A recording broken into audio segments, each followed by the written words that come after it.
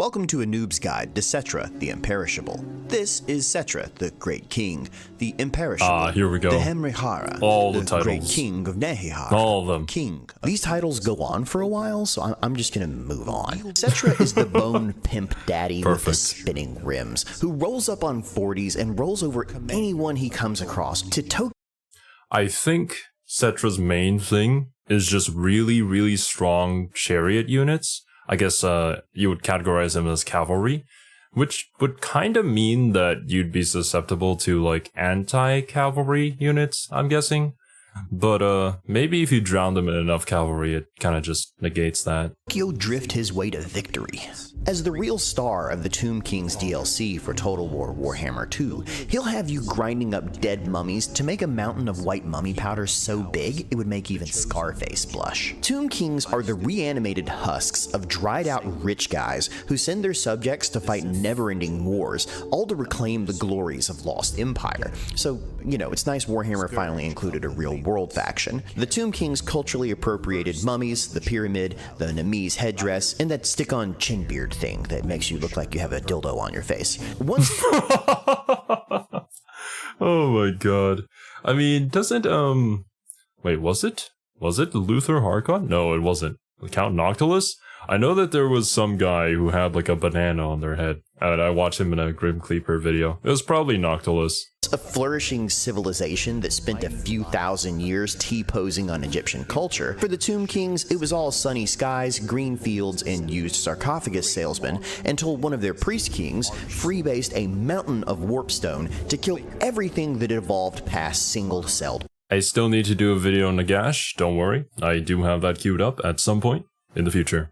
Organism, and then he reattached their souls to cue an endless civil war between pharaohs with 1,000 years of sand built up in every crevice imaginable, all to prove who had the biggest testicles before they died, then had them cut off and put in canoptic jars. Canoptic jars, for those of you who haven't played Assassin's Creed Origins, this is the currency, store the right? important bits of you removed after mummification, a process that entails cutting your corpse that from for, like, junk to special jugular things and for removing all the squishy unique bits mechanics. found inside. They then removed the brain by shoving a long, thin hook up your nostril, like that scene from Total Recall, and then finally you'd be pumped full of whatever embalming liquid you could afford and wrapped in the ancient equivalent of clingy saran wrap for fresh keeping, while your newly external organs were laid out beside you in 4 pieces of ancient Tupperware. Are still going on in the background. Canoptic jars that form the main currency of the Tomb Kings in-game. You gain them by killing things and harvesting their organs like a Tijuana chop shop. You then use these alongside rare resources you capture on the map to unlock advanced units, regiments of renown, arms, and armor. But that part about the pickled penises wasn't entirely true. In mummification, they would most often just remove the genitalia entirely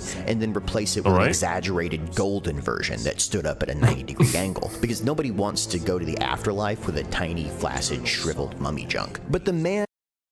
I mean, true? with the biggest pyramid, the fanciest canoptic jars, and an entire separate sarcophagus just to hold his enormous golden appendage was SETTRA the Imperishable. Previously spared from never-ending undeath by his gigantic, magically encased pyramid in Hemri, the current Grand Hierophant of the mortuary cult broke the freshness seal to finally answer who was the biggest badass in their history. SETTRA is one of the only lords in Warhammer history that even Games Workshop admitted needed a rewrite, so they retconned him from being an oppressive pharaoh tyrant who overtook the world by ruthlessly exploiting his own people, to now become a ruthless tyrant who overtook the world by oppressing his own people. But this time, they loved him for it. Actually, you know what? Not wrong. I think the rewrite was a good decision, though, overall. I did watch the video by Pancreas on SETTRA, so I do know some of the lore here. But it just makes SETTRA a more interesting character than the usual just dictator. Also, side note, I haven't heard very good things about Total War Pharaoh. So honestly, maybe playing as the Tomb Kings in Total War Warhammer 3 is probably better. than playing that game. I don't know. For all you Total War fans out there, what do you guys think about Total Warfare? Probably because SETTRA is will incarnate. These same cults of personality are what led the Macedonians to the Hindu Kush and Michael Jordan to believe that he can actually act in Space Jam. Hold on, I think SETTRA's full list of titles is about to end, so let's tune in for the exciting finale. Carrion Master, Eternal Warden of Nehek's lands, Breaker of Jaff's bonds, and many more. You know, this is actually a bit awkward for me. I thought this was going to last the entire video, but yeah, I thought so too. The segue out of this awkward pause is brought to you by lamp. Not this lamp, obviously. This lamp is clearly broken, which is why I got a new lamp. A fancy LED one from BenQ with capacitive touch controls that allows you to not only adjust the brightness and color temperature of the light, but also includes an automatic brightness adjusting feature, which is especially handy if you're like me and work in a government office with automatic light sensors. All while conveniently mounted on top of your monitor, handy and out of the way, and powered by only USB. It's so easy, even I can use it, and a 4-year-old can use it, and a 10-month-old can use it, and a dog can use it. So clearly, you can also use it. So if you're ready to clear off some desk space, try this new lamp from BenQ, which I'll link in the description below. During a drought in their home of Nehehara when he was still alive, and that's Nehehara with a silent K you'll continue to not hear, SETTRA sacrificed his own children to appease the gods and bring rain. When faced with overwhelming odds, he would charge his chariot directly into the enemy. And when he had finally conquered every tribe of man, all the way to the Black Mountains, he roared with rage to discover that the world kept going and he could not conquer it all in a single lifetime. This realization, of course, brought on a full-blown midlife crisis. SETTRA bought a Dodge Charger, got into CrossFit, and started his own craft brewery, while funding a mortuary cult of pseudoscience to begin the search for eternal life. But no amount of Gwyneth Paltrow's goop could forestall the inevitable truth that getting old sucks. And then he died, and came back again. Now, at the game's start, SETTRA is poised to sweep aside the pretender Tomb Kings and reunite Nehehara under his bony boot heel as the reign of 1,000,000 years begins. But your early game as SETTRA is all about recolonization and putting Khemri. God damn it. Imagine you have a hairball in the back of your throat and you're going the entire time. That's what recording this shit is like. And you can thank fellow YouTuber Party Elite for that linguistic quirk. And since he's a tiny tanned man of unclear ethnic origins, you know you can trust him to pronounce them foreign words. By far the most unique thing about every Tomb King's as a tanned man myself, I appreciate him. Campaign is that the armies you'll be fielding are entirely free to recruit, and they require no upkeep, since dead men tell no tales and also require no food, health, and Well, here's the thing. I remember from the comment sections that apparently when it comes to SETTRA's economy, that's kind of a nightmare to manage because he doesn't gain as many resources as the other factions. I could be wrong here, though.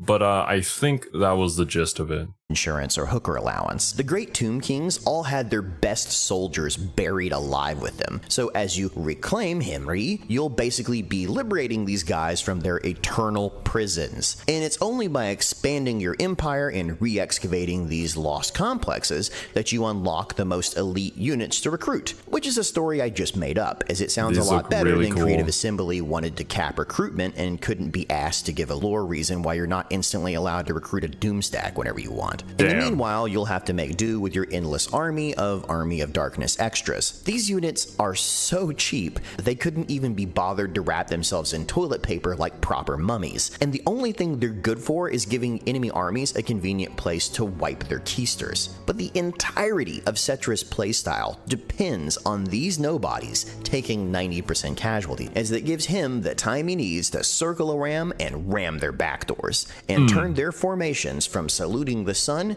to downward-facing doggy style, because chariots are SETTRA's thing. You can tell because he's supposed to be Egyptian, and Creative Assembly believes that every Egyptian in history rode around on chariots. Smiting some Israelites? Well, you'll need a chariot for that. Fighting Romans? Oh, that's a chariot too. Stealth operations against ISIS. Tactical chariots, brah. If you went to Creative Assembly's office in Horsham, you'd find every Egyptian programmer had chariot wheels on their desk, just to give it that touch of home. But That's when pretty SETTRA epic. awoke from his slumber and found a competing tomb king, HARKON the Black, knocking on his tomb door, SETTRA proved he was not a morning person by curb stomping this guy to pieces and tying his still sentient body to his chariot wheels. But just remember that unlike cavalry, you have to charge chariots in and then immediately pull out. Don't try for the rhythm method. Don't. Oh, unlike cavalry. So I guess chariots are just its own thing?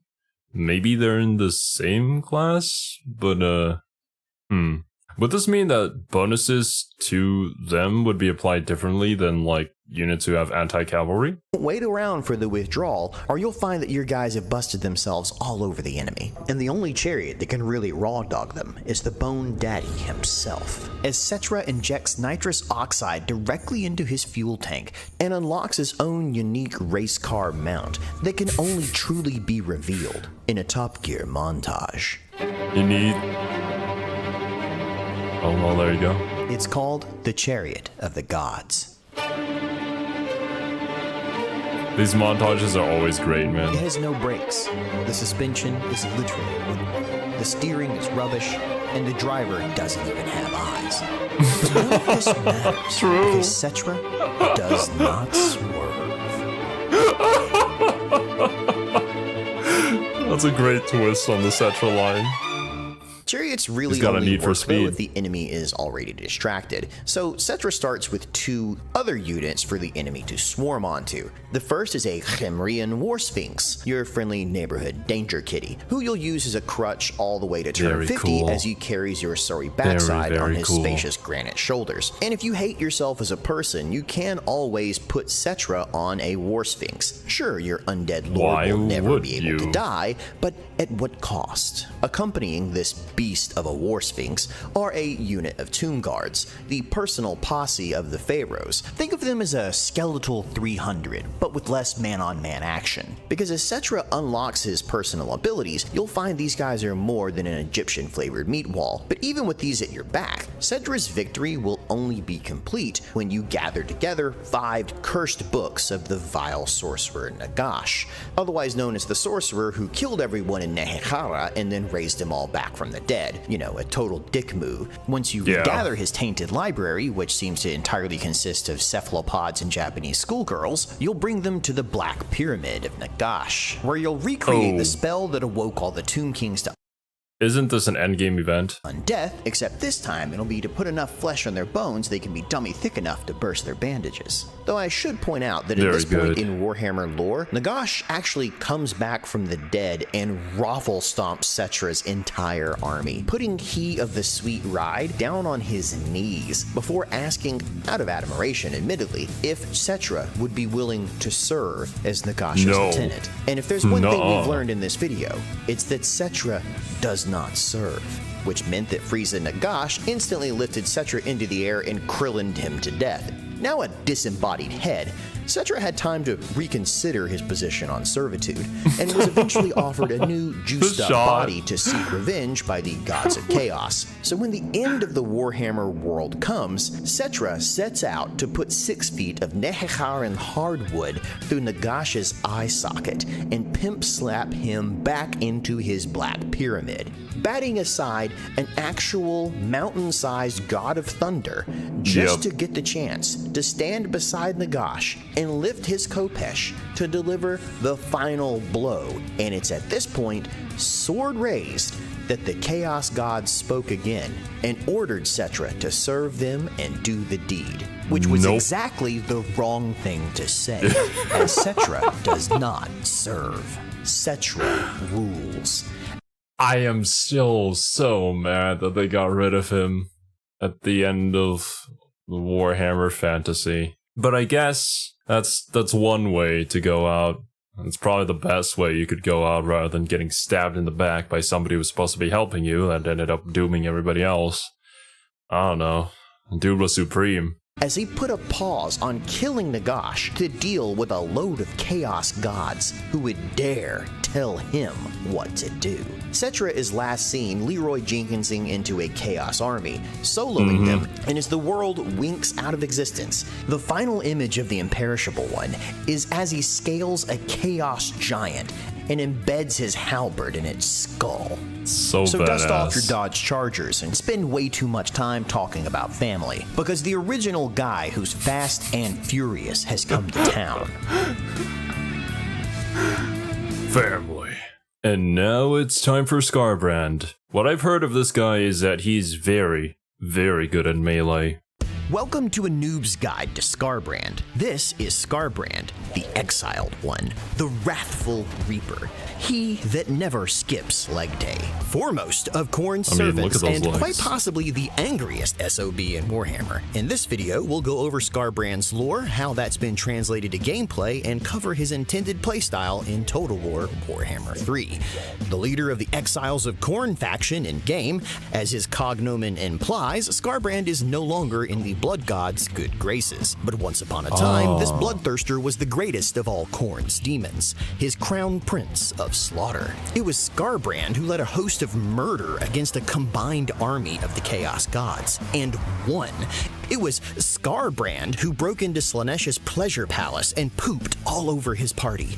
It was SKARBRAND who piled so many skulls before the Skull Throne that Khorne needed a booster seat to look over them, and offered so much blood that even the Red Cross said, "All right, we're gonna need to stop donations for now." And to prove it wasn't a fluke, SKARBRAND then challenged all of Khorne's other bloodthirster lords to a duel on the Infernus Plains in a 1v1000 battle that hasn't seen the like since Oddjob chopped his way to victory in GoldenEye 64. Then just to piss on the graves of the fallen, SKARBRAND went full Soul Eater and bound the spirits of the two most powerful bloodthirsters into flesh-crafted axes of infinite destruction. Holy hell, dude. This guy. Every single time I learn about the lore of some character in Warhammer, it just gets crazier and crazier. These axes, Slaughter and Carnage, also appear in-game as well through a quest, becoming more powerful each time you kill someone with them in battle, so that SKARBRAND can double his damage by the end of a fight, elevating him to the likes of Bale, Nicholson, and Gibson when it comes to axe-wielding psychopaths. Though SKARBRAND really should chalk up on those things, he's losing all his leverage. Seeing these axes here is wild because they aren't actually from Warhammer Fantasy. They're Warhammer 40k lore. The Demons of Chaos are one of the few entities that exist in both universes. Yeah, they Games do. Workshop has connected, dismissed, and retconned whether or not the two games exist in the same space. One version had Warhammer Fantasy as a lone planet cut out from the rest of the 40k universe by a warp storm, while another had the entirety of 40k kept in a glass bottle on a wizard's shelf in the Altdorf College of Magic. In both realities, though, the endless victories go to SKARBRAND's head, and it was easy for Tzeentch, the chaos god of infinite scheming, to stage a mind heist and plant an idea there. Since he was the best, shouldn't SKARBRAND be in charge? His overstoked pride smoldered and burned until one day when the blood god had his back turned, SKARBRAND picked up a candlestick in the drawing room with a brass citadel and brought it down on Khorne's head. Yes, I think I read a comment about this, that he was the only one to make a dent in Khorne. And, like, it might not sound very impressive, but, this is Khorne we're talking about. Also, when he says that the axes are from 40k, does that mean that they are literally just like weapons that were materialized from the 40k universe in fantasy? Because I know that, well, I think I remember some comments mentioning that there are sometimes, like, weapons that appear in fantasy that are from 40k canonically. I don't know whether any of this lore has been changed, but there was something to do with like the warp and just spitting things out randomly and some people gaining that power. But whatever it is, let me know in the comments. Think. Khorne choked SKARBRAND until he called him daddy, and then climbed to the tallest tower of the keep just so it would hurt a bit more when he tossed him out of the realms of chaos. I think he flew for a few days, right? Cursing SKARBRAND as he fell with a lack of personality and an infinite supply of all-consuming rage, which is in fact a type of personality. He crashed down like a Skyrim dragon, landing face first as he gouged a canyon into the earth. That's why his face is all messed up, and his wings burned up on re-entry, and that's why he can't fly in-game. Khorne's curse and blunt trauma to the head left him a monosyllabic monstrosity with a penchant for speaking in the third person. SKARBRAND no speak like that. SKARBRAND hate Vanderization. Now SKARBRAND wanders the mortal and immortal planes, a partially blind, deaf, and dumb pinball wizard paying for his sins with an endless supply of blood and skulls, so that he's trapped forever in a loop of failure and betrayal that's left him the angriest character since Donald Duck. SKARBRAND brings that aura of wrath with him wherever. Every single time Donald Duck is mentioned, I just can't get it out of my head anymore. The thing he says in every damn battle in Kingdom Hearts 2, I got it. Oh my god, Donald Duck never healed me. Well, sometimes he did, but it was never really all too useful. He trudges, spreading anarchy in his wake with battle effects and abilities that drive those around him berserk. You may be wondering how someone with a constant explosive disorder can lead an army. Well, he can't. His unique skills give 0 buffs to units in his command and just make it cheaper to replace the chaff that dies around this titan of terror. I mean, that's fine, because SKARBRAND is a one-demon army, with unique traits and skills that give him replenishment in enemy territory and mid-battle, so you'll be floating around like a butterfly and stinging like a bee, with nearly... That's, pretty cool, actually. You don't really have to rely on your army. I mean, lore-wise, SKARBRAND would probably just want to go in. So, yeah, that makes sense. Could also be a good start for newcomers, I guess, if they don't want to do like the whole army strategy part of the game. Every node of SKARBRAND's unique skill line giving him extra weapon damage, so that when he does hit something, and trust me, he will, it's like a semi-truck to the groin. Where other Warhammer factions have overdeveloped mechanics and convoluted playstyles, SKARBRAND thrives using the old 80s sales maxim of ABC. Always be chopping, because everyone, including other Khorne factions, hate you. There's no diplomacy in his campaign, you can't trade, Confederation is pointless, and sure, you could try and ally with people, but why would you want to when they have skulls you could harvest instead? Because some men aren't looking for anything logical, like money. They can't be bought, bullied, reasoned, or negotiated with. Some men just want to watch the world burn. Even the cults of Khorne are automatic, springing up whenever local Khorne corruption gets high enough. I mean, it sounds like a completely dull playstyle on paper, but SKARBRAND plays like a Red Bull enema. There's a brilliant simplicity to just collecting skulls like a giant red-horned predator. The scripted scenario for Warhammer 3 has everyone going to either save or exploit the dying bear god of Kislev, Urson. Everyone, that is, except SKARBRAND, who just wants to cut off his head and then European mount it to Khorne's bedroom wall. Everything Skar does, in fact, is based around the pursuit of skulls. These skulls can be used for researching technologies or invoking unholy manifestations that allow all sorts of demonic sacrilege, increased movement range, more skulls, automatically raising a settlement, or spawn an army to stab SKARBRAND in the back. And I recognize that last one doesn't sound very useful, but it's a weak army, and SKARBRAND can use it to power level, and since he gets additional movement points after winning battles, they can be used as another rung on your ladder to victory. That's actually metal. No enemies to fight, you spawn your own enemies so you can kill them. This is a very interesting playstyle. There is a charm to its simplicity, I would say. Especially with how intricate some of the other factions seem to get. This is kind of refreshing. Fastest way by far, though, of increasing skulls is just to kill. Battles, sieges, ambushes, or just off-key karaoke. Slay them any way you want to, but all add skulls and affect SKARBRAND's bloodletting meter, which is that little bar down there in the corner that is an absolute pain to raise as it requires successive victories. But with its bevy of buffs and no other way to add growth to SKARBRAND's settlements, you had better pop a blue pill and find a way to get that thing up. which is another way of saying that to win as SKARBRAND, you need to keep winning. But if the worst happens and you do run out of skulls, you can always use SKARBRAND's Combat Trials stance, which generates experience and 1 skull for each unit in your army.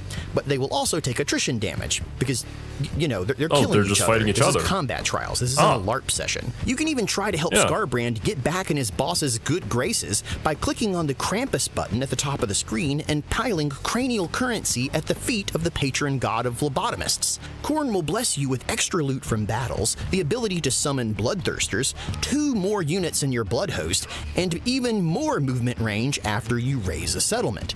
That's right, SKARBRAND can still move after he raises. He already gets 25% extra movement points after raising by his natural skills, and this doubles it temporarily. So whenever SKARBRAND enters a region, you'll want to raise everything in it except the main settlement, as settling down costs sweet precious skulls, and you don't want to waste them on decorating. Raising keeps the Khorne corruption flowing and turns the map into an ash-covered hellscape oozing blood like a Detroit suburb. Then you can move on and forget about the region you've recently denuded of life, because every turn there's a chance for raised settlements to be automatically colonized for you by supporters of Khorne. But you don't just sack or raise as SKARBRAND. Instead, you'll get options to take skulls for the Skull Throne, which predictably gives you skulls, or blood for the Blood God, that replenishes your troops and spawns a Blood Host army nearby. These mini Blood Host armies can't recruit new units and slowly deteriorate over time, but technology can be researched that let them spawn with more units and last even longer.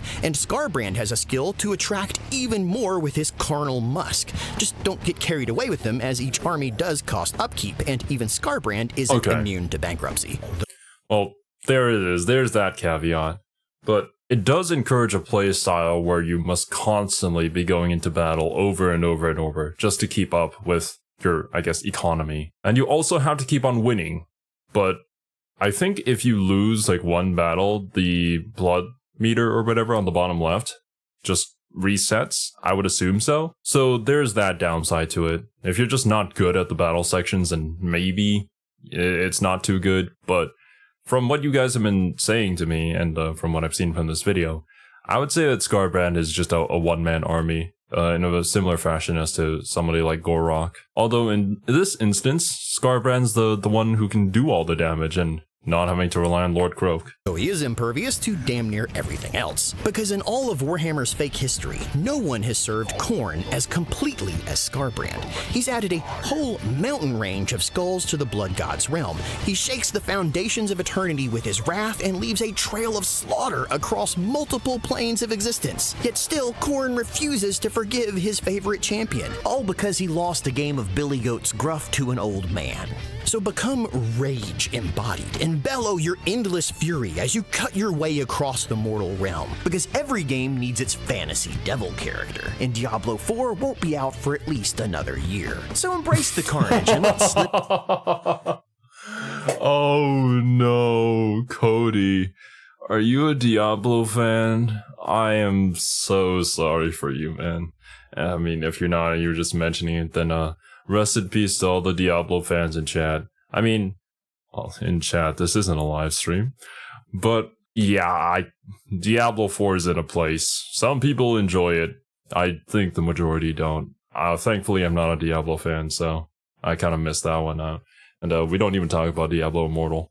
Jesus, what is going on with that franchise?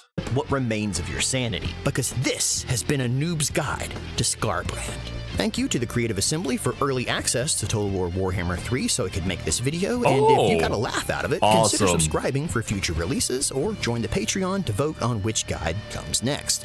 But regardless, thanks for watching. These rivers of blood, though. This is very metal. This very much reminds me of a scene that would probably fit in the Doom universe. Although, speaking of, Doomslayer would very likely just 1v1 SKARBRAND.